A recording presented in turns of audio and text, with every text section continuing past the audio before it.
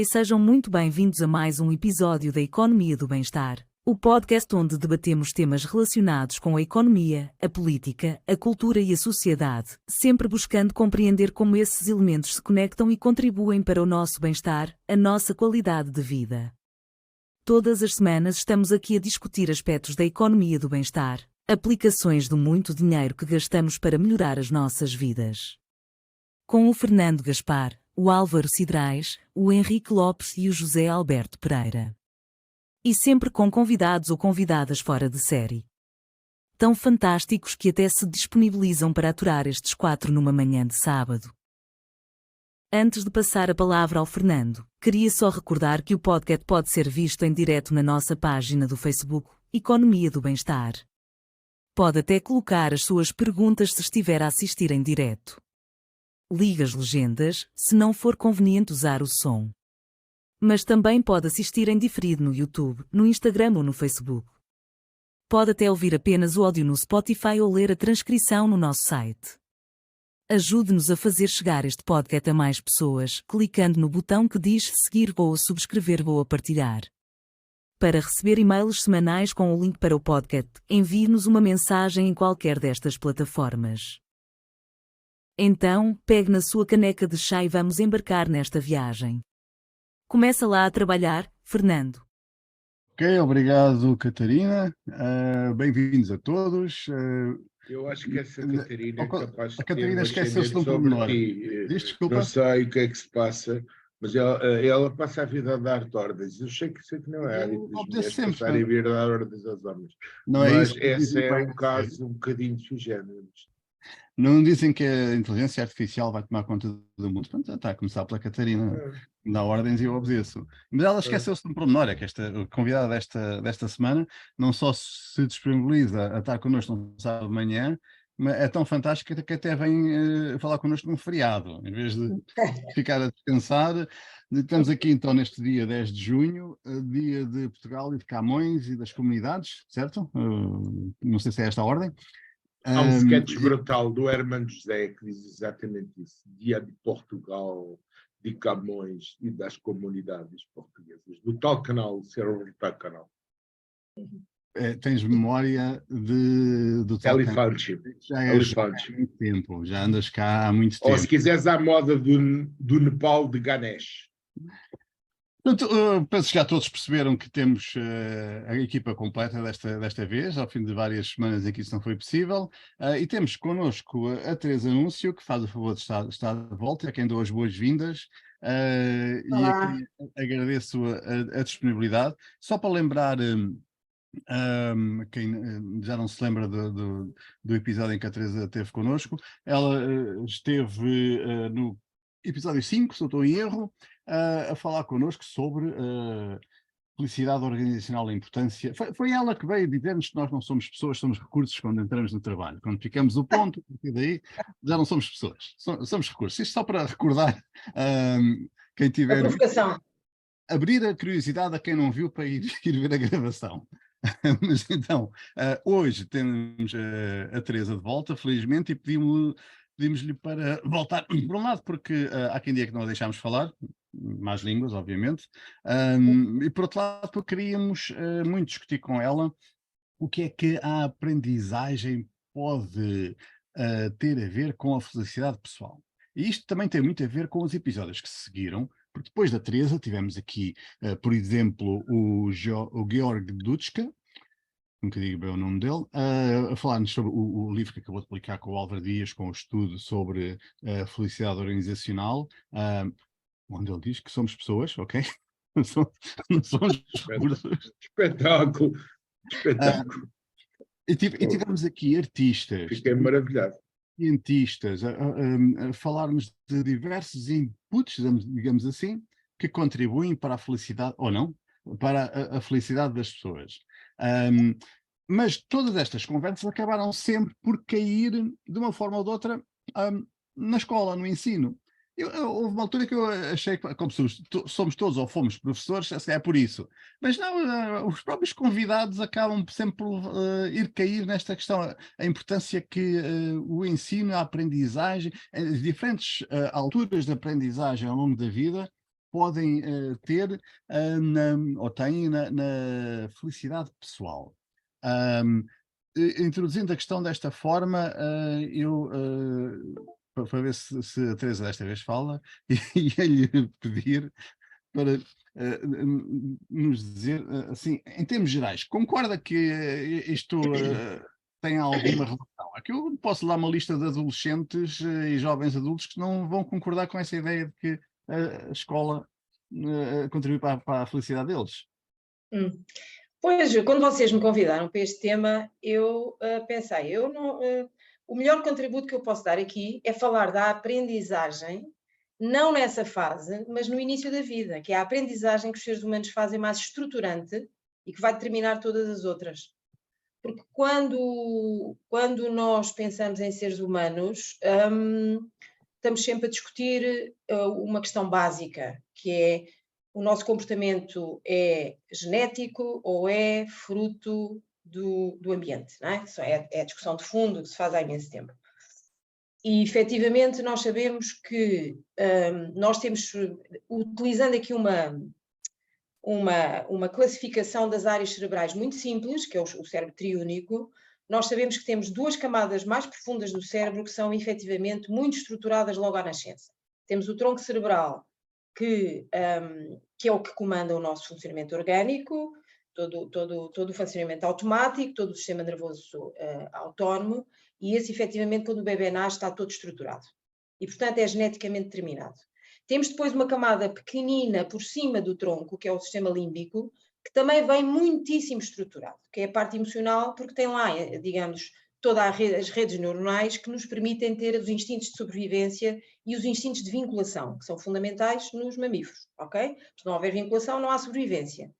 Se uma mãe e uma cria não se ligam, não há sobrevivência. E, portanto, ali no límbico temos o medo, que nos permite fugir, ou congelar, ou chorar, ou o que seja, e temos o amor, o vínculo, não é? Isso também vem muito estruturado. O bebê já vem com essa potencialidade. Mas depois nós temos uma coisa que vem por cima dessas duas camadas, que é o córtex, e que sabemos hoje que é muitíssimo plástico. E porquê é que nós sabemos isso? Porque quando pegamos um bebê, e aquela história do menino da selva, da Disney, é uma história real, quando nós pegamos num bebê humano e o colocamos em ambientes não humanos, por exemplo, em convívio com animais, o ser humano adquire quase completamente o comportamento animal. Se forem lobos, um comportamento lupino e por aí fora. Se nós pegamos numa espécie o mais próximo de nós, um chimpanzé, e o metemos à nascença em ambientes humanos, ele não adquire comportamento humano. Adquire uma ou duas coisas, mas de todo não tem a plasticidade do cérebro humano. O que é que isto quer dizer? Quando o bebê nasce, a razão porque ele tem um comportamento tão desconjuntado, digamos assim, o bebê vê mal, o bebê ouve mal, o bebê tem uma, digamos, uma expressão motora toda desarticulada, o bebê não tem pensamento crítico, não tem raciocínio lógico, etc. É precisamente porque essa camada fina do cérebro vem cheia de neurónios, mais do que a de um adulto, mas não estão ligados. E, efetivamente, essas ligações, esses caminhos neuronais, fazem-se depois do nascimento. Ok? O que significa que nós somos seres que aprendemos. Enquanto que um lagartinho sai do ovo e não precisa de cuidados parentais e começa logo a fazer o que é suposto, não tem aprendizagem. Nasce com a estrutura cortical, que eles não têm praticamente, em tronco e pouco mais, nasce com uma estrutura cortical já estruturada e ele não precisa de cuidados parentais nem de aprendizagem. Sai do ovo e começa a ir sozinho. Ok?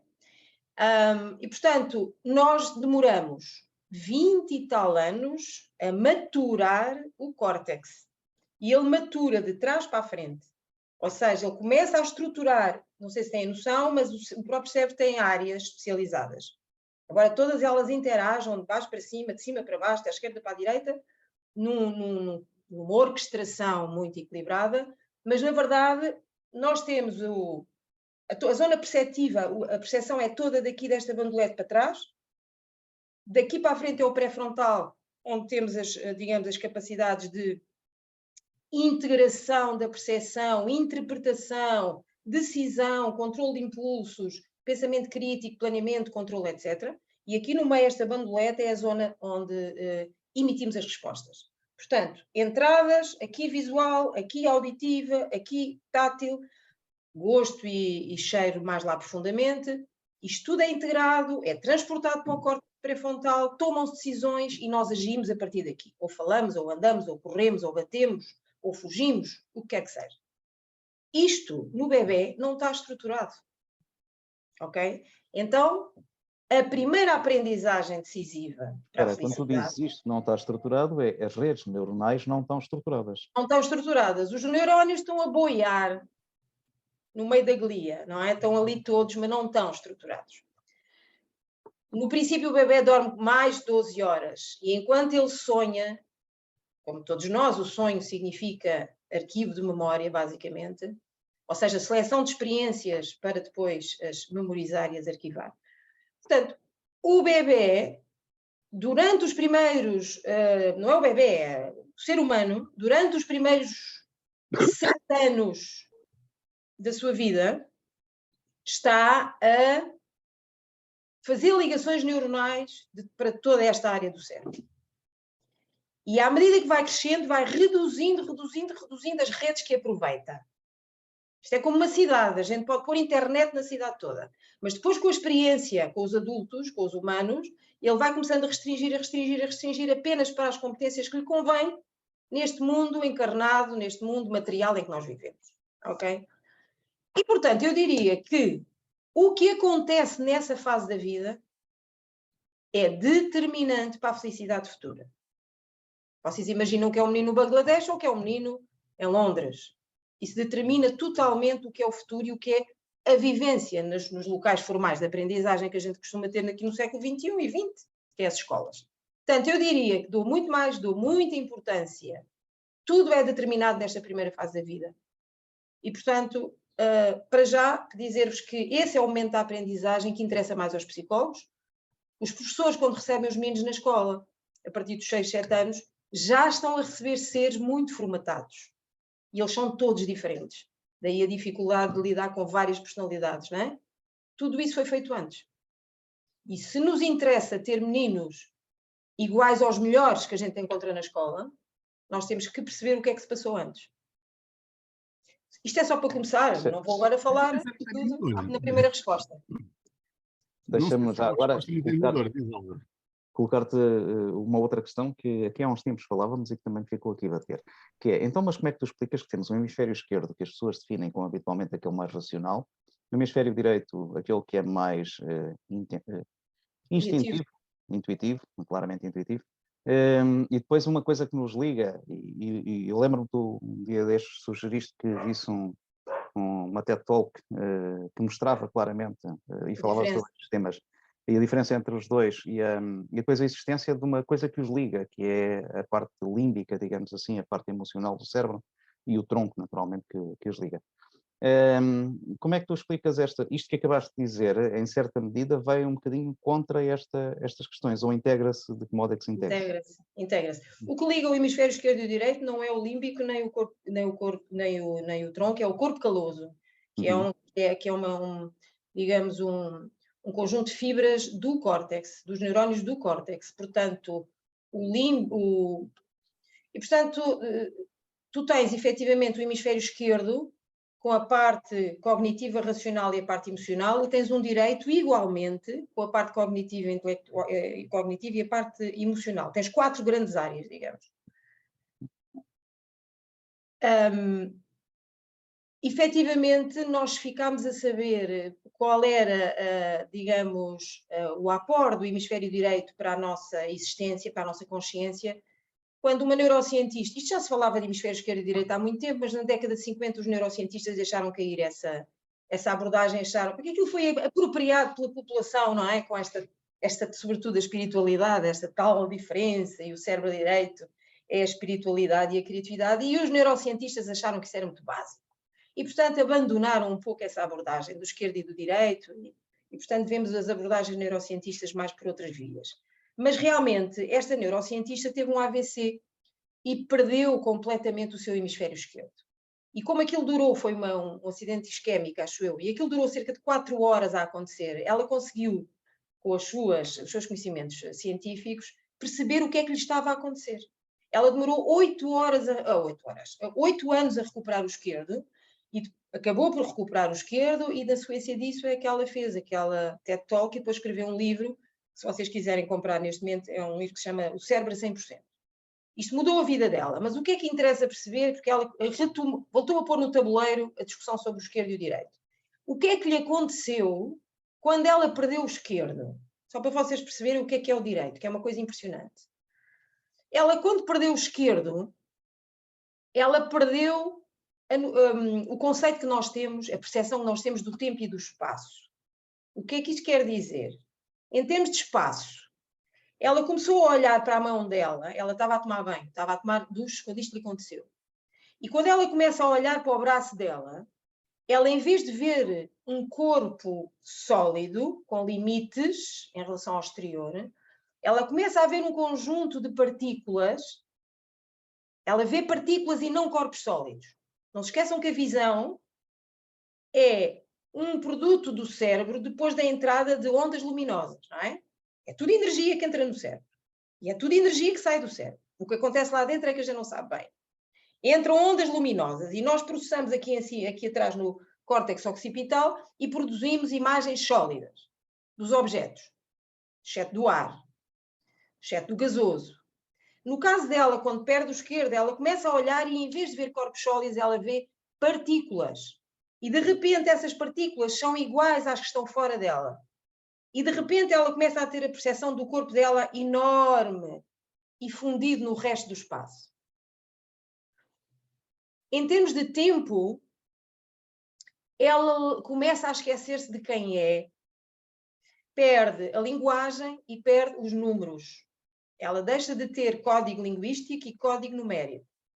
E vai perder o nome dela, as memórias passadas, nada. Ela deixa de saber quem é. Isto ao longo das 4 horas a coisa vai acontecendo.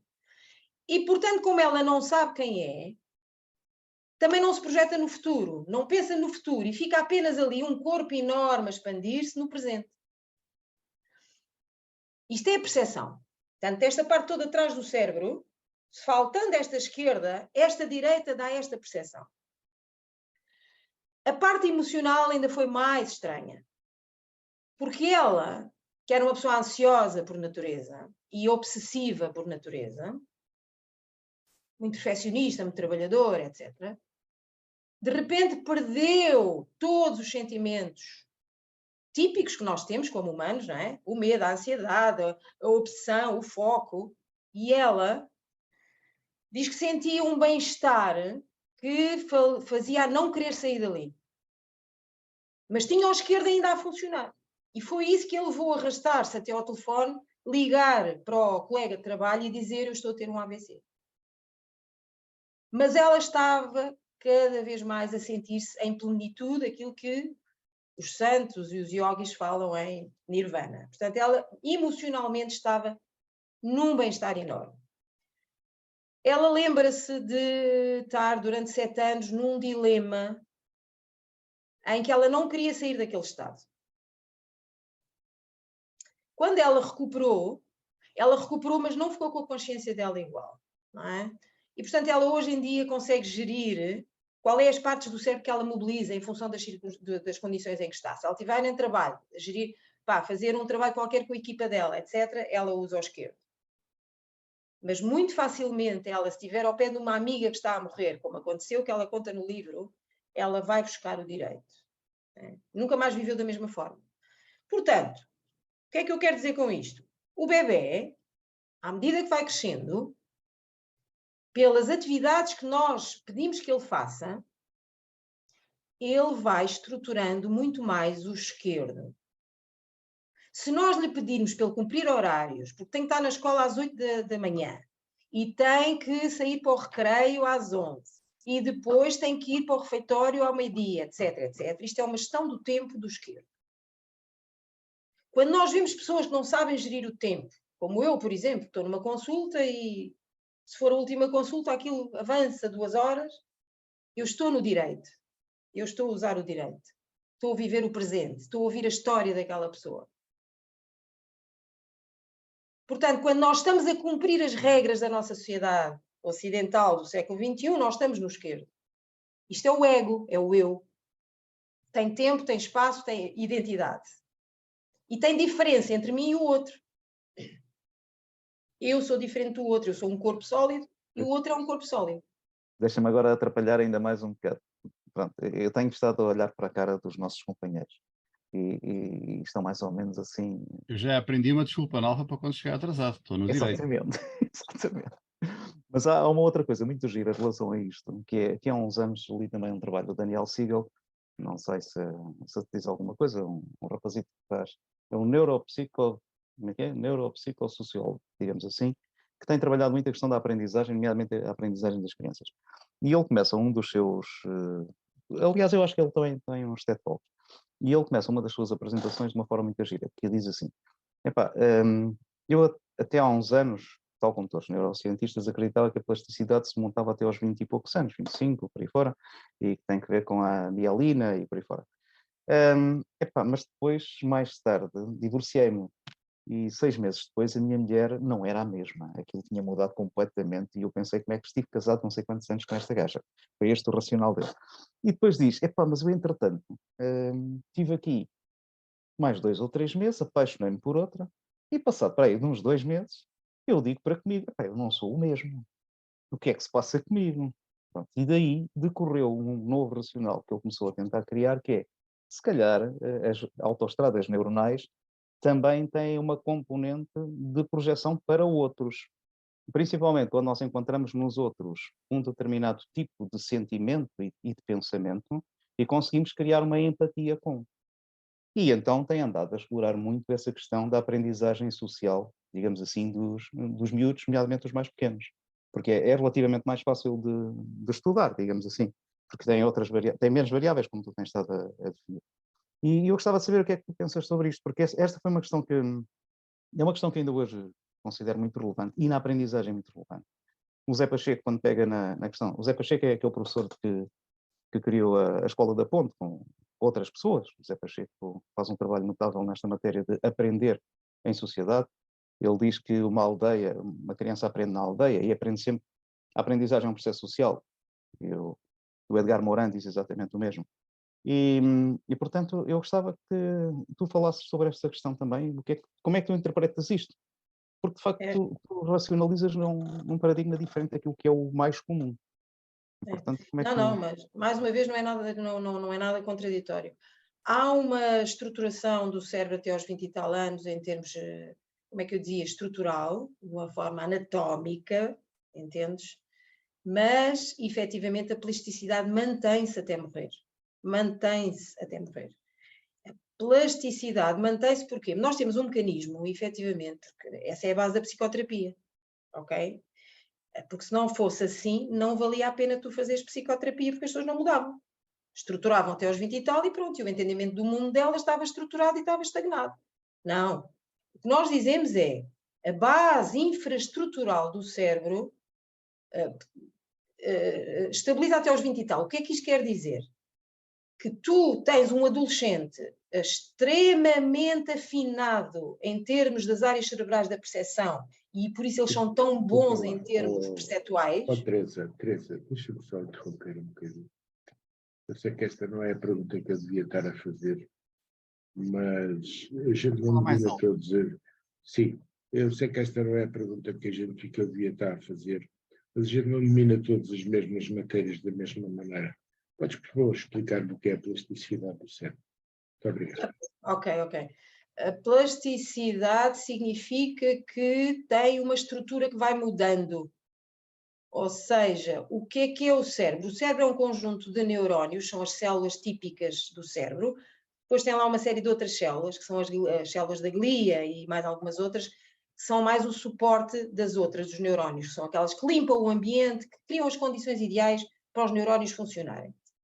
Até são muito mais do que os neurónios, as células da glia, mas efetivamente todo o funcionamento cerebral baseia-se nestas células específicas deste órgão, que é o cérebro.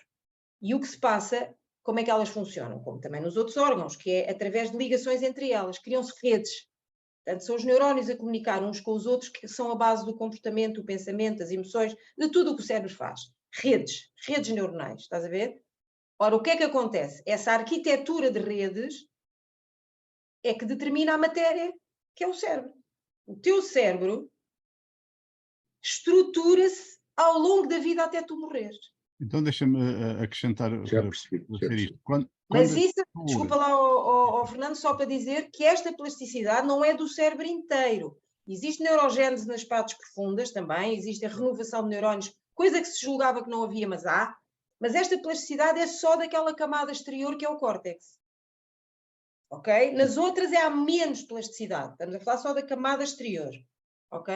Todos aqueles profissionais que vendem milhões de euros de serviços para as pessoas mudarem as suas vidas, reprogramarem as suas mentes com Para diferentes incidir no cérebro.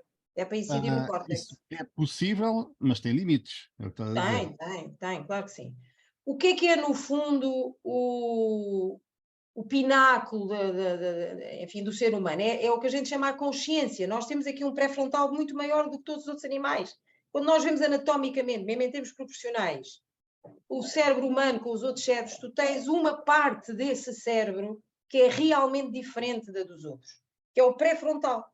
E parece que seria aí um pouco, mas o cérebro, como vos digo, não é assim tão simples como nós estamos a dizer. Todo ele interage, é muito dinâmico e muito complexo. A ligação está-se a fazer sempre entre todas as áreas.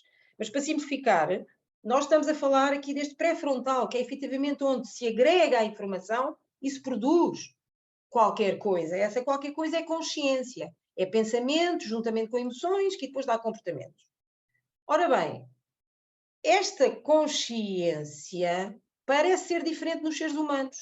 Parece dar-nos uma sensação de que conseguimos agir no mundo muito mais, de uma forma quase ilimitada. Dá-nos talvez uma ilusão de que temos poder sobre o mundo, e por isso chegámos aqui ao século XXI. Dá-nos uma criatividade porque temos vários caminhos para o mesmo problema. É um pré-frontal que produz mais, aparentemente, do que os outros animais. Portanto, é aqui que está a diferença. Ora, esta plasticidade acontece sobretudo nesta zona. Ok? Quando nós dizemos que os adolescentes têm a parte perceptual muito desenvolvida, por isso é que eles têm, mas a da frente não, por muito que a gente lhes ensine, ou que a gente tenha terapia com eles, ou que a gente os ponha na escola, eles ainda não têm uma infraestrutura neuronal aqui no pré-frontal mielinizada que permita as ligações neuronais. Por muito que tu te esforces, as ligações não se fazem todas como deviam fazer. Só a partir dos 20 e tal é que a gente começa a conseguir ter impacto nesta área. Porquê? Porque a infraestrutura não está criada. A partir daí temos a infraestrutura. Isto é como eu estava a dizer há bocado, é como tu teres uma cidade e tu ainda não levaste o cabo da internet aqui a esta zona. Portanto, não tens a infraestrutura. A partir do momento em que está lá a infraestrutura, então aí tu já podes ligar e desligar o que tu quiseres. Os animais têm consciência? Eu acho que sim. Nós estamos a falar em níveis de consciência aparentemente diferentes. Pá. Parece que houve aqui um salto qualitativo a partir de um determinado nível de consciência, pelo menos que nos levou a criar uma sociedade complexa como esta, estás a perceber? Mas eles têm consciência. O que é a consciência? É a noção de si próprio, a noção dos outros e do espaço em que se vive. Eles têm essa noção. Se vocês forem à Netflix ver, eu agora estive a ver uma série de séries sobre os chimpanzés. Tens lá 3 ou 4 séries neste momento sobre chimpanzés. Eu recomendo que vocês vejam. E vejam se não reconhecem ali grande parte da nossa realidade. Sobretudo nas tais camadas que são comuns com os primatas, não é? Que é a parte afetiva, é a parte do grupo, da tribo, é a parte básica, obviamente, temos em comum com todos os animais. Vocês veem, eu reconheço-me ali. Não é? Onde nós não nos reconhecemos é depois numa outra camada que eles não têm. Eles chegam a ter, e é uma percepção muito clara, eles chegam a ter maior noção emocional, maior inteligência emocional em determinados contextos do que nós. Eles conseguem percepcionar e, inclusivamente, decidir de forma diferente. Não sei porquê, por acaso é uma coisa gira, mas vocês vejam a relação de uma progenitora com as crias. Sim. E vejam o que é que a sociedade humana nos retirou nesse campo ao pôr-nos em cima outras áreas prioritárias, como sendo o nosso sistema produtivo e económico, não é? Aliás, que é há uma a parte coisa social. Como sendo o trabalho. É isso? Como sendo o trabalho, exatamente. Trabalho. Aliás, há uma coisa muito gira, que há alguns estudos feitos de caráter antropológico com crianças em África que conviveram com a mãe, estão com a mãe até mais ou menos Trabalhar. 8 anos, andam sempre agarradas à mãe. Sempre É agarradas. verdade. Exatamente, e das mais variadas formas, e a capacidade de desenvolvimento dessas crianças é francamente superior à de outras que são Infinitamente. retiradas desta relação. E desta Exatamente. experiência, a mulher que vai para o campo e a criança vai agarrada e que Exatamente. está com ela, pronto. Há estudos Mas de é- caráter antropológico Tal ou sociológico muito interessantes sobre esta e qual. Mas isto toca num ponto muito sensível na nossa sociedade atual, que é o papel da mulher Também é verdade. e a relação com as crias e a relação com o trabalho. Isto foi uma experiência social que nós fizemos, a libertação da mulher, e muito válida e muito legítima, mas com impacto na psicologia das gerações seguintes enorme, e está por escrever ainda este impacto, porque Sociedade socialmente ocidental, Teresa, não é? ocidental, Sim. ocidental. Mas que está a ocidentalizar todo o resto do mundo e, portanto, está a começar a ter as mesmas sensibilidades em vários outros contextos. Infelizmente não concordo muito com isso. Não? Não. Sim, porque em contextos onde há a haver ocidentalização efetiva, acontece exatamente o mesmo. Tal e Agora, qual. por exemplo, ainda há bocado estávamos a falar do Nepal, não, felizmente ainda não, felizmente nos aspectos. Nepal, felizmente Índia, noutros tipos, exatamente. Sri Lanka, Tailândia, Indonésia, Filipinas, todos os diria países que árabes, naquilo- a grande maioria da África subsaariana, é onde vive a maior parte da população. Sem A dúvida. China, até o Japão. Mas estás a dizer que estão ocidentalizados ou não, José? Não, estou a dizer que há um longo trabalho para percorrer relativamente a, entre aspas, um termo que hoje em dia já é de moda usar, emancipação feminina. Eu vou-te dar um exemplo. Eu vou-te dar um exemplo muito simples. Quem me conhece sabe que eu tenho um temperamento às vezes um bocado impulsivo relativamente às injustiças quando as vejo. De qualquer maneira, eu sempre que vou ao Nepal, fico normalmente em casa de amigos, já não preciso ir para hotéis, tenho sempre amigos que me dão em casa de uns amigos, portanto, um casal, ele inglês, ela nepalesa, em casa dos pais dela. No último dia, a mãe dela não estava, tinha ido passar uns tempos como prima. No último dia que eu lá estava, nós almoçámos. O pai dela, que é cozinheiro num hotel, fez um almoço especial e ele veio uma garrafa de vinho especial, francês ou italiano, uma coisa dessas, não há lá vinho português, infelizmente. E quando foi para fazer um brinde, vieram 3 copos para a mesa. E eu perguntei, 3 copos porquê? Ela está com problemas de estômago. E eu disse, vai imediatamente buscar um copo. Portanto, isto é uma família já bastante evoluída. Não estamos a falar de uma família das montanhas, do campo, porque esses vendem as filhas para alimentar os filhos. Mas também digo uma coisa, no mundo ocidental há diferenças. Eu lembro-me na década de 80, foi quando comecei a trabalhar, na altura não era psicóloga, era economista, e estava totalmente formatada na minha cabeça pelos meus pais, que é com a ética do trabalho. E comecei a trabalhar com consultores alemães. E eu lembro-me do alemão, que coordenava a nossa equipa, dizer, eu não entendo Portugal. Eu nunca vi tanta mulher a trabalhar até tão tarde, a gente saía de lá às 8 e tal, 9 da noite. Como é que vocês fazem com os filhos? Nós, na Alemanha, temos a noção que nos primeiros 5 anos dos miúdos, eles têm que estar com os pais. Portanto, eu combinei com a minha mulher que um ou outro ficaria em casa com eles. Eu não me importaria de ter ficado. A minha mulher quis ficar. Vocês aqui como é que fazem? Eu respondi-lhe na altura, olha, nós aqui se calhar temos de ter 2 trabalhos para ter uma vida condigna e, portanto, aqui homem e mulher têm que trabalhar os 2 e têm que trabalhar até tarde. Portanto, isto também tem a ver com a riqueza e a pobreza. Mas não tem só, porque mesmo hoje, classes médias altas, quando realmente a libertação da mulher é uma coisa bem-vinda, obviamente, e eu então sou absolutamente intolerante a qualquer diferença de género, visceralmente, sou como o José, quer dizer, tenho impulsos viscerais, agressivos, quando sinto alguma discriminação, e no entanto eu reconheço que efetivamente nós não temos ainda hoje esta consciência do impacto, os miúdos criam-se. Olha, já agora uma coisa, Teresa, quando é que nós aprendemos isso? Quando é que nós acho- aprendemos isso? Isso Em que fase da nossa vida nós estruturamos mais essa questão? Porque isso, no fundo, é uma base cultural. Pois era aí que eu queria chegar. Desculpa lá, é que eu vou ter que sair só 2 minutos, porque estão-me aqui a ligar e eu vou ter que atender. Eu acho que há um problema que é muito mais. É que mesmo em algumas miúdas mais novas, eu trabalho com malta nova também, é que existe um condicionamento logo de base onde elas não ousam pensar, onde elas não ousam sonhar, onde elas não ousam assumir as suas qualidades, as suas competências, os seus papéis, a sua vontade, não é? É uma coisa que ainda me choca hoje em dia, e eu tenho pessoas amigas que trabalham numa coisa chamada APAV, e é uma coisa que me choca, é que recorrentemente a APAV faz sessões de esclarecimento nas escolas secundárias sobre violência no namoro. E eu acho que isso, em pleno século XXI, é uma coisa que é de tal modo bizarra que até mete impressão. Estamos a falar de escolas secundárias, portanto, o que significa que há um perpetuar de situações nefastas na sociedade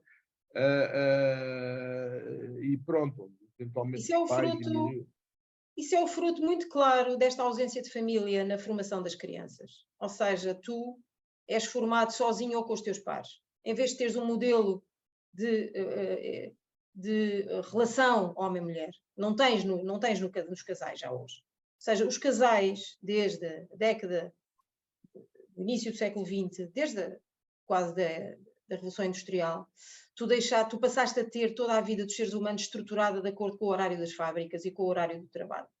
E então tu deixaste de ter casais, deixaste de ter família, não há modelos. Porque há uma característica do nosso cérebro também, uma forma como nós aprendemos, também está demonstrado em termos psicológicos, que é, nós aprendemos mais pelos modelos, pelo que observamos, do que pelo que ouvimos.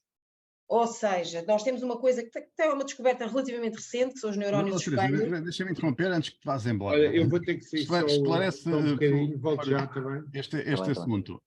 Onde é que as mulheres aprendem o seu lugar na sociedade? Onde é que os homens aprendem o lugar das mulheres e dos homens na sociedade? É na escola ou em casa? É em casa, é na escola, eles absorvem tudo, porque tu estás em casa e tens a sociedade em casa, através da televisão, através dos ecrãs. Tu antes, por exemplo, no Neolítico ou na Idade Média, tu aprendias na aldeia e em casa, ou na quinta, não é? Onde as pessoas trabalhavam no campo, e tu aí só aprendias no teu grupo restrito, só observavas aquele grupo e reproduzias sistematicamente, porque não tinhas contaminação de fora, não é? Aquele modelo. Por isso é que durava tanto tempo as culturas anteriores. A partir do momento que tu entras na Revolução Industrial, criam-se cidades. Tens um grupo muito maior. Então, mas a dizer que essa aprendizagem é feita logo a partir de bebê. A partir do momento em que tu tens uma percepção estruturada, que é o tal estruturação desta parte de trás do cérebro. E, a partir daí, os neurónios de espelho são uma coisa absolutamente fabulosa, que nos diz uma coisa nova do cérebro, que é uma coisa incrível. A maneira como se estrutura o cérebro e as aprendizagens é assim. Tu pões uma pessoa com elétrodos na cabeça, sentada, sossegada, numa cadeira, a olhar para um ecrã. E no ecrã tens uma pessoa a correr. O que se observou é que a pessoa que está a correr tem ativado uma determinada zona do seu cérebro, porque está a correr. A zona motora, nomeadamente, a zona visual, etc, etc. O que é que nós observamos? Que a pessoa que está apenas a observar aquela que está a correr vai ativar no seu cérebro a mesma zona que aquela que está a correr tem ativada. Vejam quais são as implicações disto. É incrível, certo? Nós plasmamos. Ou seja, aquela ideia da aprendizagem vicariante, que já se estudava há não sei quantos anos, agora está completamente demonstrada como real e potentíssima na capacidade de estruturação de tudo o resto. E, portanto, eu não percebi o princípio da tua frase. A ideia da aprendizagem vicariante, ou seja, exatamente, por modelo, por repetição, modelo. Exatamente. Por repetição do outro. Exatamente. Normalmente aqueles que têm um significado emocional para nós. Portanto, sempre, tudo tem uma carga emocional para nós, não há nada. Deixa-me pegar no exemplo do Zé Alberto Pereira. Não adianta, não adianta estar a APAV a fazer ações de formação sobre a violência de namoro se a criança cresceu a ver violência no casal. Sim, adianta. Não vai saber nada. Adianta, precisamente por causa da plasticidade. Ou seja, Se quisermos, podemos aprender, é isso? podemos aprender ao longo da vida até morrer. E se O tivermos que é uma que emoção olha- construtiva positiva, mais forte que a anterior, facilmente agarramos novos. Tal e qual. O que é um psicoterapeuta? É alguém que reúne as condições de agente educador, vou usar a vossa palavra, a gente em psicologia não usa isto, mas podemos usar, para aquela pessoa. Quais são as características de um agente educador? Tem que reunir duas características. Uma, representar para aquela pessoa um ser seguro, confiável, uma certa autoridade, ok? Não pode haver igualdade, não é um par, não podemos ser pares. Temos que estar alguns num sítio que nos faz mestres. Aquela pessoa tem que olhar para nós como alguém que tem algo a ensinar de forma segura, em que ela confia. Ponto número 2, ao mesmo tempo ser alguém tolerante, que dê colo, que dê afeto, que compreenda, que aceite. Estas características são as características dos bons pais, também são as características dos bons psicólogos, também são as características dos bons professores. E também dos bons líderes. E dos bons Que, aliás, líderes. é uma coisa muito interessante. E dos bons líderes. Alguém que se preocupa comigo, mas alguém que me lidera de forma benigna, ok? Em quem eu confio, de que me vai puxar para cima, ok? Exatamente. E, portanto, como é que nós agimos? Qual é o principal motor do comportamento humano? Não é a necessidade. Evidentemente, quando estamos na base da pirâmide de Maslow, é a necessidade. Quando tu tens fome, não pensas em mais nada. Quando tu tens uma perda de alguém muito, muito querido, tu não pensas em mais nada, estás a fazer luto. Mas daí para cima, tudo se comanda a partir do sentido. O que é que me faz sentido? Qual é o meu objetivo? Qual é a minha motivação? É a partir dos sentidos. E quando tu tens uma pessoa muito deprimida em consulta, tu só consegues que ela saia daquela depressão quando ela der sentido à coisa. E tu só evoluis nas tuas crenças quando te fizer sentido. Portanto, o sentido é o motor para se criarem novas redes neuronais. O significado da coisa. Sentido é diferente de significado. Significado e sentido são coisas diferentes. Então, um líder, um formador, um educador, um pai, um psicólogo, o principal de tudo é, de uma forma segura, permitir que aquela pessoa crie sentidos novos.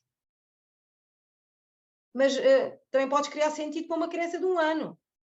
Só que com uma criança de 1 ano é de uma maneira, com uma criança de 3 anos é de outra, com uma criança de 7 é de outra, com um adolescente de 15 é de outra, com um jovem adulto de 20 é de outra, com um adulto de 50 é de outra. Então, São pessoas diferentes. Estás a dizer que um empreendedor cria uma empresa e cria uma equipa que vai trabalhar nessa empresa, consegue que o rendimento das pessoas seja muito melhor se conseguir criar sentido para aquilo que lhes pede para fazer, para aquilo que elas têm que fazer. Sentido coletivo ou sentido para a sua vida? Os dois, tem que ser os dois. Tem que ser os dois. Ninguém disse que era fácil, não é? Não, é fácil. É fácil. O que é giro é que é fácil. É muito fácil.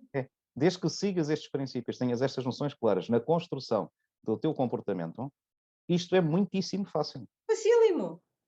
Só que nós tivemos a... Eu no outro dia fui dar uma masterclass ao Montepio. A banca é um setor de risco em termos de bem-estar e de mal-estar. O José Pereira sabe bem. Sério? E eu, para dar aquela masterclass, tive que estudar um bocadinho também a questão do trabalho. Só nos últimos tempos é que nós criámos o chamado trabalho científico, naquele em que ainda vivemos, em que tu crias uma infraestrutura tecnológica, primeiro as máquinas da Revolução Industrial, agora os computadores. Teresa, desculpa lá, a banca tem trabalho científico. Eu chamo de trabalho científico, eu vou dizer como não, tem chama isso. Tem, por oposição aos 2,5 milhões de anos do trabalho natural. Qual é o trabalho natural? Foi o trabalho do caçador-recoletor e foi o trabalho da agricultura, também se não for industrial também é natural, e foi o trabalho das guildas e dos artesãos, não é? Qual é a característica do trabalho natural? São 2 ou 3. Por um lado, tu dominas o processo todo de princípio ao fim. Quem caça, sabe caçar, vai em grupo caçar, chega lá, mata o animal, transporta o animal, esquarteja o animal, distribui o animal, come o animal, a gente faz tudo. Esse é o problema doutor. da banca. É que eles não sabem Não faz isso. caçar, chegam lá, esquartejam o animal antes de o matarem, o animal Não, morre de morte José. natural, banhado em Não, sangue. não, José. Sim, querida, que eu tenho 30 anos de banca, eu também fiz isso. Mas ouve, tu só estás a tratar de um bocadinho do animal. Tu nem vês o animal Não, todo. eu corto o animal às postas, Eles ao cortaram alto para e ao ti. lado. Eles cortaram para ti e disseram assim, olha, agora vais só tratar ali daquele bocadinho do joelho. Estás a ver? Ok. O trabalho científico é, quando a gente divide as tarefas, porque as tarefas são muito complexas, tu se vais fazer agricultura, tu dominas tudo, o agricultor semeia, depois espera que aquilo cresça, depois colhe, depois moe, depois por aí fora. Tu fazes tudo, o artesão faz o sapato de princípio ao fim. E mais, e apropria-se do resultado do trabalho.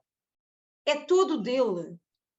O trabalho científico é, tu distingues a infraestrutura tecnológica, ou seja, as armas, a enxada, a máquina, tudo aquilo já não é de quem produz, distingues, e dás um bocadinho de cada...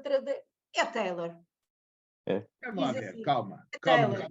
É Isso uma assim. padronização. Os gajos da Volvo nos anos 70, 80, seguindo os círculos da qualidade do Christian Runros, também andaram a fazer carros por equipa, em cima de plataformas. Há outras experiências disso, por causa da noção de haver o sentimento de posse relativamente ao produto. Funcionou muito bem, não O foi? problema é que... Funcionou bem.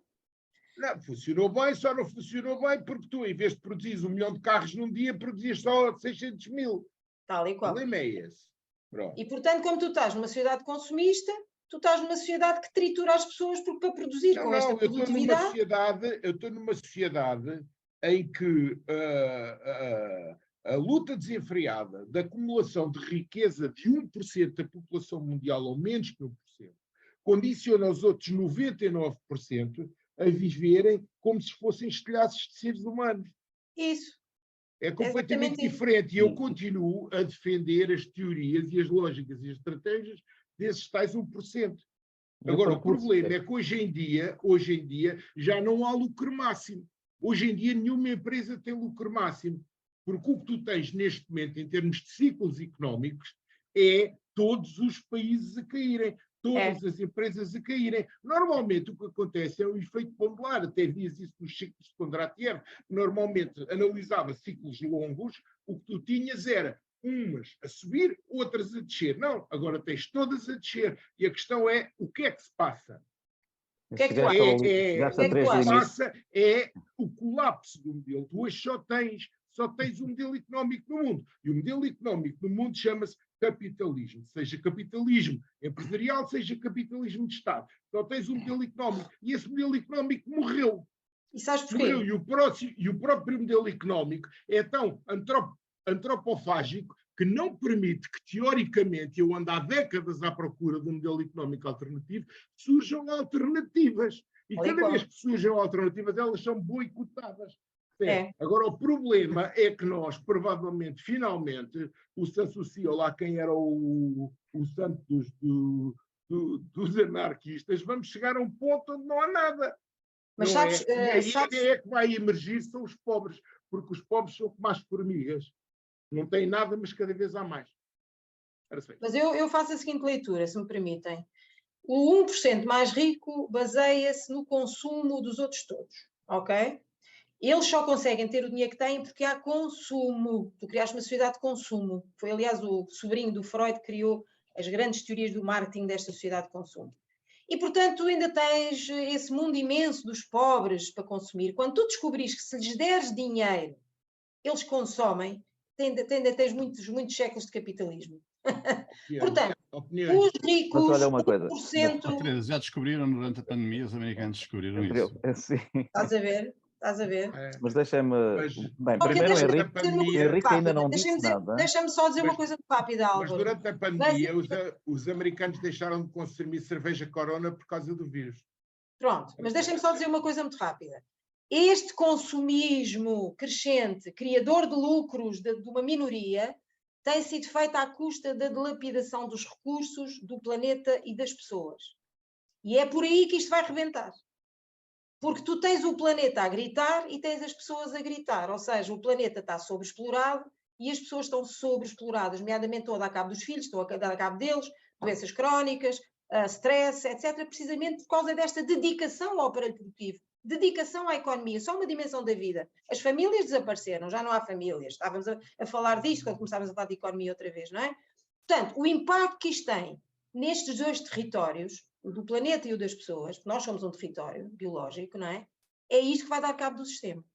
É a insustentabilidade, na minha opinião. Porque o sistema em si só se esgotaria quando os 10 mil milhões, que seremos em breve, não é? Tivessem a consumir no máximo, criando artificialmente necessidades, não é? Porquê é que este sistema durou tanto tempo e foi tão apetecível?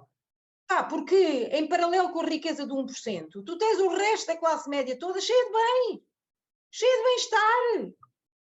Se não fosse o caso das taxas de lucro estarem a baixar e estarem a descer. Então, estão. Respondendo aqui um bocadinho ao Álvaro, eu ainda não disse nada porque eu não sei muito bem por onde é que ia de começar, sem tirar o programa à Teresa. Outra vez, basta começarmos a falar de economia. Não, eu iria mais atrás. Eu iria mais atrás, iria a 1911, quando o Ortega y Gasset, nas Meditações do Quixote, escreveu que nós somos eu próprio e a minha circunstância, e se não salvar a circunstância, não me salva a mim. Isso leva-nos a dois pontos fundamentais. Ao ponto sujeito, que a Teresa teve a ocasião de explicar o funcionamento, e outro que é o ponto que estamos a falar agora. No ponto que é em relação às pessoas, eu adicionaria ao que a Teresa disse, depois o que se passa numa segunda fase, nos anos 30, mais exatamente entre 30 e 34, com o Vygotsky, com a aprendizagem da inteligência coletiva. E, portanto, se é verdade que nós estamos num campo do funcionamento cerebral, acho que devemos não esquecer que, para além do nós, existe o eu coletivo, do nós pessoa, não é? Existe o eu coletivo, e do eu coletivo tem um comportamento estruturalmente diferente do eu individual. E daí os comportamentos muito diversos entre uma pessoa que, porventura, é um desses colegas do José Pereira, lá no banco, e depois chega a um jogo de futebol e se calhar faz parte das claques. E, portanto, o nosso comportamento coletivo, e durante a pandemia isso foi muito evidente, o nosso eu coletivo, e temos cá em Portugal fenómenos desse género com o Chega, não querendo estar a puxar partidos para aqui, mas é claramente um comportamento dos populismos, e em particular dos populismos de extrema-direita, e é por isso que eles estão a aparecer em grande força em toda a Europa e nos Estados Unidos, porque são fugas de comportamento coletivo. Então isso leva-nos para um terceiro ponto dos anos 60, concretamente 62, 65, os estudos do Pierre Bourdieu, em que o Pierre Bourdieu vem colocar a questão da teoria dos capitais. O que é termos capital? E capital, há o capital económico, há o capital simbólico, representado pelos quadros que se têm, pelas relações académicas que se têm, etc. E depois há o capital social, que nos permite, com os nomes certos, chegar ao banco e criar dinheiro para uma startup, ou chegar com a mesma ideia ao mesmo banco e sermos objeto de chacota. E, portanto, isso agora vai nos levar a uma outra, falando, a Teresa há pouco estava a citar os estruturadores piagetianos, tem a ver com esta questão que se falou também do papel das mulheres. Eu sou completamente contra o feminismo, devo dizer, tal como sou completamente contra os conceitos de racismo, tal como sou completamente contra os conceitos de homofobia, que acho que nada disso existe. Não existe machismo como fenómeno, não existe racismo como fenómeno, não existe homofobia. O que existe sim é algo mais atrás, que tem a ver com diferenças infraestruturais de poder entre grupos sociais, em que um grupo social abusa do seu poder sobre o outro porque ele tem poder. Uhum. E há homens que, dada a história da sociedade humana, que acabou por questões de força atribuir mais poder aos homens, e portanto alguns homens exercem sobre as mulheres. Existem fases em que povos adquiriram poder sobre outros povos. E se é verdade que a escravatura negra existe, eu tenho que lembrar que já houve fases, houve séculos de escravatura branca, por exemplo, entre os povos árabes ou entre os impérios núbios, o império egípcio, etc., em que muitos dos escravos eram brancos, os impérios asiáticos, por exemplo, entre si, e portanto não é tanto uma cor de pele e muito menos a cor de pele que nós vemos agora, mas a relação de poder em que um grupo humano subjuga outro grupo humano, tal como a questão da chamada a homofobia, pois é o veículo, é a ferramenta através do qual se exprime a alteração das estruturas de poder.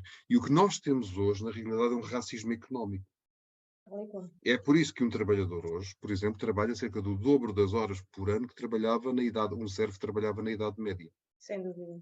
E, portanto, o que nós hoje temos é uma estrutura de assimetria económica criada pela relação, a segunda fase da Revolução Industrial e a financiação que aparece, quando aparece depois o Marx, o David Ricardo, etc., e se começa a estruturar uma relação já não fundamentada na pele, já não fundamentada no sexo, não fundamentada na língua, mas uma relação fundamentada no mediador económico, no conceito de valor. Tanto que, tanto Adam Smith, em 1756, quando escreve a Riqueza das Nações, há que lembrar que o próprio Adam Smith pediu para queimar a obra. O Adam Smith tinha vergonha da Riqueza das Nações.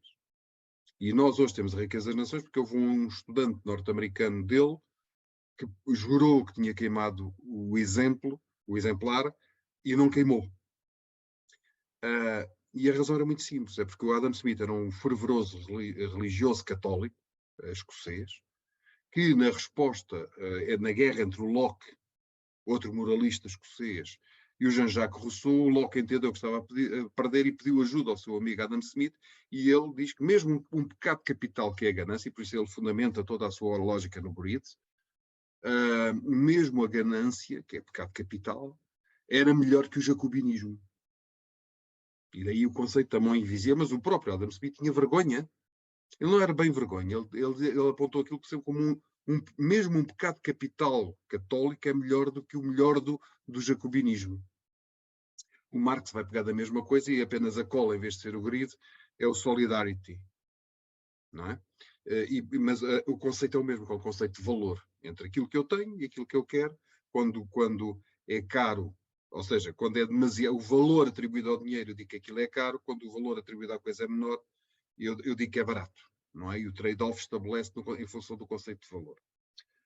Transpondo isto para o momento atual, temos um novo conceito cunhado há 2 meses pela OMS e penso que esta semana pelas Nações Unidas, do conceito de permacrisis. Permacrisis, a aglutinação de permanente e de crise. E, portanto, nós tivemos, conforme o José muito bem citou, desde o contrato IEV, depois os ciclos de média duração e os ciclos de curta duração, tivemos uma análise ondulatória dos ciclos, não é? Daquilo que veio acontecendo. O conceito de crise é um conceito de que algo não está bem e, portanto, há uma derivada, é um conceito matematicamente exprimindo a crise, é o conceito de derivada, não é? Em que algo vai a descer ou algo vai a subir a recuperar da crise. E o Fukuyama vem dizer, bem, é o primeiro a dar a pontapé de saída para a permacrise. O conceito de hoje, e daqui por diante, e tem-se vindo a verificar desde 2001, quando ele publicou isso, o conceito é, não interessa já o conceito de crise, não crise, porque ele por si é ondulatório, mas qual é a derivada da crise? Qual é o grau de inclinação em que nós, quando a crise é menor, estamos bem, quando a crise é mais inclinada, portanto, com a linha reta é mais inclinada, estamos menos bem. E, portanto, nós hoje vivemos neste conceito, já reconhecido estatutariamente, desde da semana passada, 2 semanas atrás. Ele é proposto inicialmente no The Guardian, num artigo, depois a OMS adota e agora as Nações Unidas estão a adotar, desde a Assembleia Geral, de que nós estamos na crise permanente. E a crise permanente é distópica. E, portanto, a única coisa que nós sabemos é que amanhã vai ser pior que hoje. Basta olhar para os incêndios do Canadá e, portanto, nós estamos a ver uma crise climática apocalíptica que, num espaço de 50 anos, poderá ter o mesmo impacto que o meteoro que caiu em cima dos dinossauros no México. nós vivemos numa crise de escassez de energia, nós vivemos numa crise de escassez de matérias-primas, nós vivemos numa crise de assimetria máxima de poder financeiro como nunca houve na história. Nós estamos a viver uma crise alimentar progressivamente e, portanto, a questão é que nós não temos respostas para a distopia. E uma crise de saúde pública. Esse é o resultado. E esse é o resultado. Exato. E, portanto, nós, aquilo que me parece é que não temos nem a capacidade epistemológica de sistematizar toda esta permacrise numa resposta estruturada, nem temos a capacidade coletiva de responder pela primeira vez em 250 anos a uma resposta, ela própria coletiva, a essa mesma. Portanto, nem existe nem a infraestrutura epistemológica, nem a superestrutura sociológica de resposta a ela. E, portanto, a única certeza que nós temos vai ser distópica. E agora aparece um mediador novo, aliás, seguramente já terão lido o artigo que o Soros publicou há 4 dias sobre esta matéria, aonde ele aponta, depois de, enfim, toda uma sua vida, não sei o que, não sei o que mais, em termos de causas e não sei quantos, aparece a inteligência artificial a progredir de uma forma descontrolada, como sendo a resposta. Ele não utiliza ainda o termo permacrise, ele chama-lhe crise generalizada. Há uma outra palavra em inglês que ele cunhou, que não me recordo agora, mas que no fundo é apenas uma variante daquilo que ficou como oficial. Ele diz, ok, a solução que se está a gerar é uma não solução, que na minha leitura é pior ainda que os problemas que estão a ser gerados, porque é o problema do aparecimento da consciência na máquina. Há 5 anos, ele diz, os tecnólogos propõem 5 anos, quero acreditar que vão ser 20 anos, mas é uma questão de tempo, e 5 ou 20 anos, do ponto de vista da história da humanidade, não é nada. A hipótese de ter uma máquina com uma consciência maior, já não é armazenamento, já não é processamento, é uma consciência maior que o ser humano. E como é que nós, nesta distopia, vivemos no conceito da consciência deixar de ser uma consciência humana? Pelo menos nos processos de controle. Portanto, vocês estão animados porque é feriado, não é? Por isso estão bem dispostos a ser animados. Estás a pensar no apocalipse. E, portanto, eu não tinha intervido, porque cada ponto destes que eu citei, eu teria muita coisa para dizer. E, portanto, como estava a usufruir do discurso da Teresa, e o que ela disse seguramente é desconhecido pelo menos 99% da população. Achei que era melhor estar calado, mas também compreendo que não era educado da minha parte ficar calado até ao fim. E com o Álvaro legitimamente a chamar a atenção para isso, não quis deixar de dizer isto, que é apenas um pontuar de tópicos, não é mais do que isso. É um pontuar de tópicos, mas que eu acho que cada um deles é um elemento de reflexão gigantesco, não é? Agora também não tenho respostas. E que ainda para mais, exatamente, e que ainda para mais vivem de forma integrada, que é uma coisa que a maior parte... É um sistema de gestão da complexidade. Exatamente. Desde o micro, nano, até uma consciência global, integrada, e que vai para além. Só para abandalhar um bocadinho a questão, gostava de chamar a atenção da vossa parte que recentemente têm sido descobertos neurónios noutras zonas do corpo, exatamente, não só no cérebro, designadamente os intestinos, designadamente a segunda maior concentração. Quando eu digo pouco tempo do ponto de vista científico e, acima de tudo, do que sabemos para que é que eles servem. Uma coisa é estarem lá, outra coisa é saber para que é que servem. O que para mim poderá explicar grande parte de algumas soluções políticas que nós temos vindo a assistir em termos internacionais. Talvez tenham a ver com a mobilização dos neurónios intestinais e não necessariamente os neurónios cerebrais. Embora, estou a abandalhar a conversa, porque parece que eles têm um funcionamento exclusivamente imunitário. Mas ainda falta saber quase tudo sobre eles. Ainda falta saber muito, sim. Aliás, eu acho que ficava-me um bocadinho por aqui, não é? Gostava de fazer duas... Teresa, temos que encerrar, por isso eu ia pedir à Teresa, então, como é que podemos usar a aprendizagem para fazer face a estes problemas todos, se é que podemos?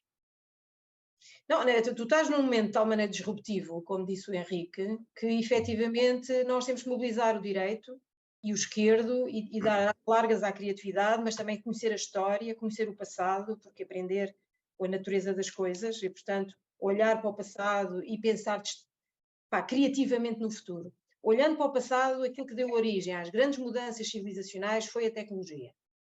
E o que parece que está a acontecer neste momento foi sempre a tecnologia, foi sempre a infraestrutura, ok? E que depois foi sendo acompanhada pela superestrutura, pelas mudanças de percepção, etc. Mas a infraestrutura teve sempre na origem aqui das grandes mudanças paradigmáticas da nossa civilização. Como eu tenho estado a estudar muito o trabalho ultimamente, aquilo que parece que vai acontecer é que, efetivamente, seja com a inteligência artificial, seja com a robotização, portanto, quer seja através da atividade mental, quer da atividade física, os robôs e as mentes artificiais vão substituir o trabalho humano. E, portanto, nós estamos aqui à beira de um momento em que a grande mudança vai ser nós vamos deixar de ter trabalho. Isto daqui a 100 anos, não estamos a falar daqui a 1000 anos, estamos a falar daqui a 100 anos, não há trabalho. Há bons livros sobre isto, em que se fala que há uma primeira fase em que os novos trabalhos substituem os antigos, próximos 50 anos, e há uma segunda fase em que todos os trabalhos vão ser substituídos. Todos. Ora, isto obriga, obviamente, a ter uma sociedade humana completamente diferente e estamos a começar a perceber que temos que ir mesmo para o rendimento garantido, ok? Universal. E, portanto, uma sociedade humana, sem que os humanos tenham que trabalhar, mas têm que beneficiar e comer e viver, não é? Vai seguramente... Sem serem entendidos como párias, nem como mendigos. Isso, tal e qual. Opa, leiam um livro muito giro, que eu não vou dizer em português, mas é Bullshit Jobs, do antropólogo David Graeber. É muito interessante ler esse livro. E os outros que ele tem. E é muito Portanto, eu diria... também. Desculpa. O valor da antropologia, o valor que a antropologia está a poder recuperar nos próximos anos. Impressionante. Por causa desta mudança. Lembrei-me logo da banca. Mas agora imaginem o que é uma sociedade sem trabalho para os humanos. Portanto, isso é para os nossos bisnetos. Sim, acho que sim. Pelo menos é o que dizem as previsões. E, portanto, o que não quer dizer... O trabalho pode ser alterado. Exatamente. Diz. Não, o conceito de trabalho pode ser alterado. Depende. Aliás, é isso que eu acho que já está a acontecer. Que é uma coisa muito interessante. Trabalho não é uma única atividade. Repare uma coisa, trabalho... Para dar rendimento? Não, é isso mesmo. Eu quando começo a dar aulas sobre isso, eu digo mesmo isso. Vamos distinguir trabalho de atividade. O ser humano é um ser ativo, tem sempre que estar em atividade. Não consegue estar parado. Não é? Bem, tinha várias citações livrescas para vos dar exemplos disto. Portanto, o ser humano tem que estar em atividade. O trabalho o quê? É uma atividade específica que contribui para a sua sobrevivência. Portanto, trabalho é caçar, é cultivar, é fazer produtos que se troquem por dinheiro a partir do momento em que o dinheiro apareceu. Portanto, o trabalho não é equivalente à atividade. Portanto, trabalhar para sobreviver é isso que vai acontecer na sociedade do futuro. A separação entre uma coisa e outra. Deixamos de sobreviver com base no trabalho. Passamos a sobreviver com base noutra coisa. O que é que quer dizer? Que vamos ter atividades de outra natureza e feitas com outra motivação. A Teresa está a dizer que as pessoas hoje em dia vão ao emprego não é só para ganhar o salário, porque a boa parte da vida delas é feita no emprego, a socialização, aí conhecem os amigos e os cônjuges e por aí afora, e a aprendizagem e a realização pessoal, e a Teresa está a dizer que vai haver atividades que permitem isso, mas que o rendimento não vai daí. de um trabalho de cumprir funções. Isso significa estruturar completamente a sociedade, não é? Não vem daí, vai alterar tudo. Os nossos chefes não vão ter chefes. Chefes para quê? Se a atividade é feita por robôs. Toda a atividade vai ser feita por robôs é um problema para uma parte da humanidade. Não haver chefes. Não haver chefes é um problema para uma parte da humanidade. Mas isso coloca uma questão que é poder ver pessoas a mais. Pode haver pessoas que simplesmente estão a mais no mundo para o conjunto das outras pessoas que são os donos das máquinas. Mas, Henrique, se eles não estiverem cá, não há procura. Quem é que vai procurar? Comprar os produtos que o Henrique disse agora é fundamental. É crucial. É que isto que o Henrique disse agora é fundamental. É que o novo capitalismo é os donos das máquinas. E o problema subsiste. Mas sempre foram os donos dos meios de produção. É verdade, Henrique, é verdade. Mas cada vez mais isso se agudiza. E o problema continua a ser um problema de distribuição de riqueza. Sim, isso vai ser. Já dizia o David Ricardo no século XIX. De riqueza e da renda. Se uma Teoria da questão renda, é ter David trabalho. Ricardo. Claro. Como? Teoria da renda, do David Ricardo. Já ele falava sobre isso, como é que se deve distribuir a riqueza de uma nação.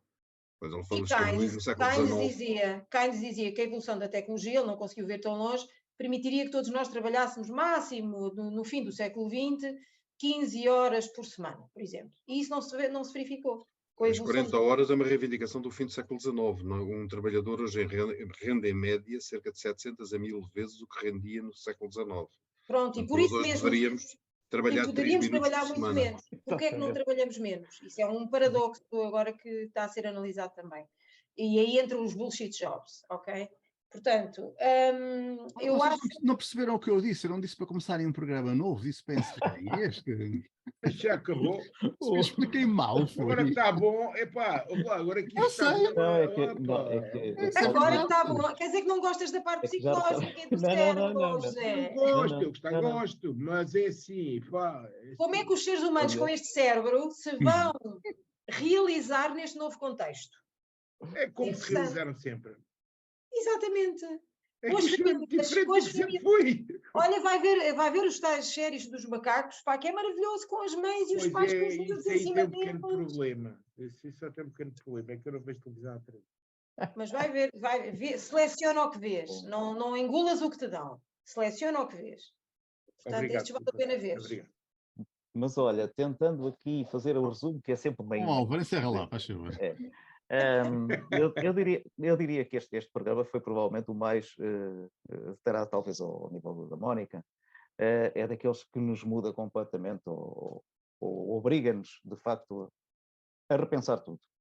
Pronto, seja a nível seja a nível da microescala do cérebro e do cérebro em todas as suas componentes, seja a macroescala a escala que o Henrique colocou em cima da mesa, e nas integrações entre estes, nós efetivamente estamos a viver uma nova sociedade para a qual ainda não estamos minimamente preparados, e o nosso ensino e os nossos mecanismos de aprendizagem estão preparados, os nossos ou vão ser transformados, agora os mecanismos de ensino claramente não estão preparados para enfrentar esta realidade. E os desafios que o Henrique colocou em cima da mesa são reais. Ou seja, nós estamos perante uma sociedade que está à beira de um colapso evidente, em todos os contextos. E aquilo que a Teresa colocou em cima da mesa, que é um colapso ambiental e um colapso individual, ou seja, humano, e de uma humanidade, também são muito evidentes. E, portanto, nós vamos ter que agir sobre este assunto rapidamente. Não é por acaso que, sistematicamente, nós estamos a ir buscar para contrapor a esta tendência natural da maquinização e dos poderes à custa da maquinização e cada vez mais uma inteligência artificial associada a isto, poderemos contrapor a construção de comunidades colaborativas e ir buscando muito daquilo que já aprendemos no passado e que utilizávamos constantemente para o desenvolvimento do nosso bem-estar. E, portanto, nós vamos ter que aprender com uma velocidade imensa, mas mesmo imensa, e isso aí é muito importante, estas nossas relações e estas nossas construções de consciências diferentes. E, portanto, programas deste tipo, participações como a do Henrique, da Teresa, por aí fora, são fundamentalíssimos para nós, de uma vez por todas, dizermos assim, malta, temos mesmo de aprender, e a aprendizagem é a questão estrutural, e aprender a pensar completamente diferente com esta tal criatividade individual e coletiva, para conseguirmos enfrentar os desafios que nós temos pela frente, que não são nada... são desafios muito rápidos, muito emergentes e muito urgentes, e de uma dimensão verdadeiramente avassaladora se nós não fizermos nada. Eu penso que por estas duas vias, foi mais a individual, digamos assim, a psicologia, e a estrutural, claramente o Henrique nos trouxe, que nós teremos que conseguir pensar e nas múltiplas ligações que isto tudo quer dizer em termos de sistemas. Portanto, estamos aqui um desafio mesmo muito grande pela frente. E, portanto, eu diria isto. Causa vertigens, não é? Sim. Causa uma vertigem. E um nervoso miudinho que se expressa nos sorrisos, por exemplo, que eu e José Pereira, ao longo aqui da coisa fomos apresentando. O Henrique sorri menos e também está numa fase que é mais complicada e, portanto, tem menos gosto para sorrir, mas percebe perfeitamente o quanto nós estamos pressionados por esta sociedade que eu acho que nunca tivemos coisa semelhante ao longo de toda a história. Mas eu sinto-me privilegiada por ser desta geração. Apesar de tudo, apesar desta aflição. É um bom fecho, é uma excelente frase para encerrar. Mas não sei se o Henrique e o José têm alguma observação final. Não, não, acho que é continuar a conversa. Isto é muito pano para mangas. É muito bom, mas sem dúvida. Eu concordo com a Teresa, vou encerrar realmente o programa, eu vou dizer que sou muito mais otimista que vocês, pá, porque sempre estivemos à beira da redistribuição, há muito tempo. Eu cresci assim, amanhã pode haver umas bombas atómicas, mas se calhar vai estar bom tempo. A incerteza é uma característica que acompanhou a espécie humana e não vejo que estejamos em Eu também não tenho dúvidas que vai ser encontrada a solução. Eu desconfio é que a solução vai ser populista. E se for populista e se der aquela... Isto não é uma solução, é uma transição, talvez. Haverá mudanças. A Temos essa transição vai enorme ser capacidade. dura. A transição vai ser dura até que cheguemos à homeostase outra vez. Vocês estão Mas a outra vez esquecer. crise. Isso é Vocês estão admitir a que esquecer. a humanidade alguma vez está em homeostase. Tenho sérias Epá, dúvidas. Vocês estão a querer Para um esquecer. sistema aberto, está sempre assim, não é? Sim, mas atenção que o planeta tem efetivamente limites ecológicos. E também Não- esse aspecto, Portanto, sim. nós Também- Temos este nunca- artigo que saiu agora. Não é o Nunca planeta. estivemos. É Não, os o limites planeta para a tem. nossa sobrevivência. Obviamente. Não, mas o próprio planeta. Mas, Ou seja, Álvaro, já é que- desde o Não Malthus está distintas que... para nós. Claro. Sim, sim, Nós é que naturalmente. podemos ser Não, extintos. mas o Malthus, mas estamos- quando o Malthus falou, tínhamos 1,5 mil milhões de habitantes no planeta e não consumiam metade, nem metade, quer dizer, nem era aquilo, se calhar 700 ou 1000 Temos vezes. mais. Não tínhamos, não, não tínhamos, não.